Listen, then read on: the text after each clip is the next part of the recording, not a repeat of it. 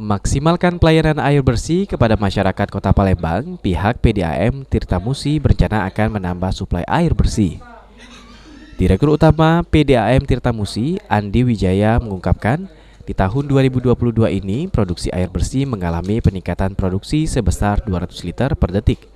Hanya saja peningkatan produksi air bersih tersebut masih di bagian barat Kota Palembang, seperti Ilir Barat, Gandus, Tanjung Barangan, Talang Jambe, Sukarame, serta Seberang Ulu 2, mengingat adanya pembangunan intake, instalasi pengelolaan air, hingga booster air bersih. Kita ada peningkatan air yang kita produksi sekitar 200 liter per detik karena kita ada pembangunan yang baru. Tetapi ini masih di sebelah barat Kota Palembang, yang timur ini masih kita mengusahakan untuk membangun pada tahun 2022 dan 2023. Mungkin ya.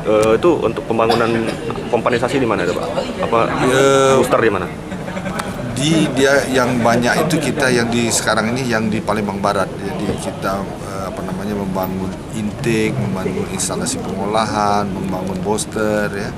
Dan juga di daerah Seberang Ulu 2 ini sudah selesai semua pembangunannya, dan mudah-mudahan 2022 ini kita akan manfaatkan pembangunannya.